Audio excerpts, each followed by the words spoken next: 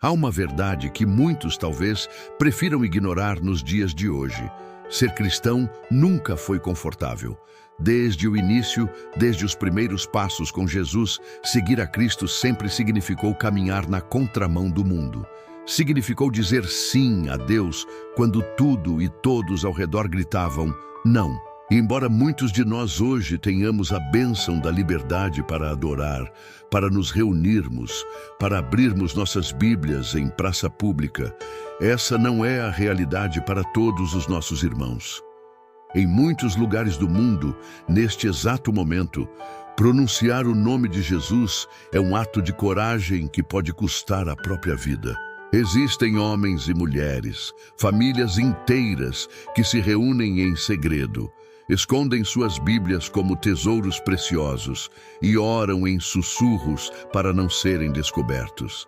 Mas a fé que queima em seus corações é mais viva, mais intensa e mais poderosa do que muitos de nós podemos imaginar.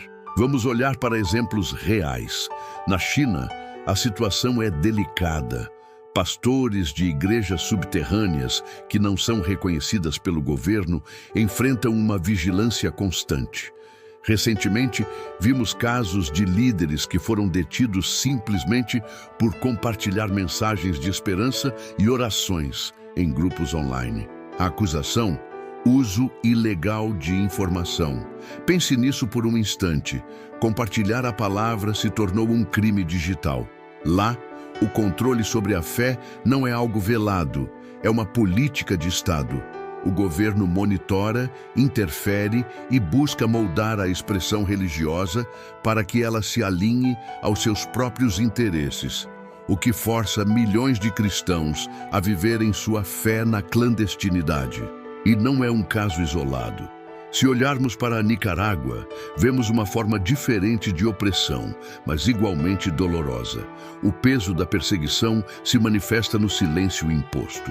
As tradicionais procissões, que são uma expressão pública e vibrante da fé popular, foram proibidas. Pastores e líderes religiosos são perseguidos, vigiados, e muitos foram forçados ao exílio, arrancados de suas comunidades. A fé está sob um ataque institucional direto, onde o objetivo é calar a voz da igreja e limitar sua influência na sociedade. É uma luta silenciosa, onde cada culto realizado, cada ato de caridade se torna um ato de resistência.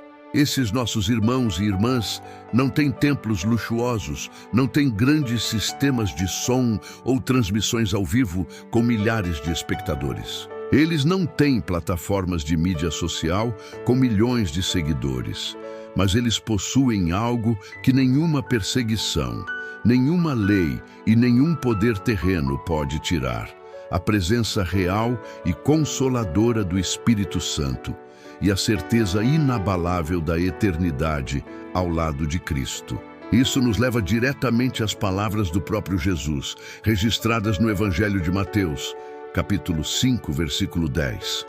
Ele disse: Bem-aventurados os perseguidos por causa da justiça, porque deles é o reino dos céus.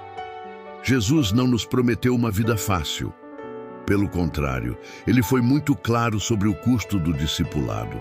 Ele nos avisou que o mundo, que o odiou, também nos odiaria.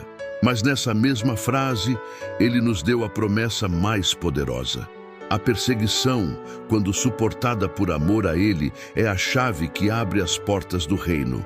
E o chamado dele para nós hoje é o mesmo: permanecer firmes. Firmes mesmo quando a fé custa caro. Mesmo quando custa nossa popularidade, nosso conforto, nossas amizades ou até mesmo nossa segurança. A perseguição, meus amigos, não é um sinal de que a igreja está sendo derrotada. Pelo contrário, é a prova de que há luz em nós. Uma luz tão brilhante que as trevas não suportam e tentam desesperadamente apagar. Afinal, o inimigo só ataca aquilo que ele teme. E ele teme uma igreja viva, corajosa e apaixonada por Jesus. Enquanto tantos ao nosso redor se calam por medo, por conveniência ou por indiferença, nossos irmãos perseguidos nos dão uma lição poderosa. Eles continuam cantando baixinho nos porões, continuam pregando o evangelho em meio a ruínas, continuam orando fervorosamente, mesmo sob a mira de ameaças constantes. E o resultado? O reino de Deus continua avançando, continua crescendo, não pela força, mas pelo poder do testemunho sacrificial de homens e mulheres que entenderam o verdadeiro valor do Evangelho. E isso nos traz a uma pergunta muito pessoal e confrontadora. Uma pergunta que todos nós deveríamos nos fazer hoje, com toda a sinceridade do nosso coração. Se hoje, aqui onde você vive, a sua fé fosse proibida, se confessar o nome de Jesus se tornasse um crime, você ainda teria a coragem de fazê-lo? Você arriscaria seu conforto, sua segurança, sua vida por aquele que deu a vida por você? Este é o chamado missionário da geração final. Não se trata apenas de ir para outras nações, mas de ser uma voz profética em meio ao silêncio da nossa própria cultura. É ser luz em meio às trevas que se aprofundam ao nosso redor. É permanecer fiel, custe o que custar. O apóstolo Paulo, que sabia muito bem o que era ser perseguido por causa de Cristo, resumiu esse sentimento de uma forma perfeita em sua carta aos Filipenses, capítulo 1, versículo 21. Porque para mim o viver é Cristo e o morrer é ganho. Quando chegamos a esse nível de entrega, onde nossa vida está totalmente escondida em Cristo, o medo perde o seu poder. A perseguição se torna uma honra e a morte se torna apenas um portão para a glória eterna. Que possamos orar por nossos irmãos perseguidos, aprender com o exemplo deles e pedir a Deus a mesma coragem para vivermos a nossa fé de forma autêntica e inabalável, hoje e sempre. Muito obrigado por assistir a esta reflexão. Se esta mensagem tocou seu coração, por favor, curta este vídeo e compartilhe com alguém que precisa ouvi-la.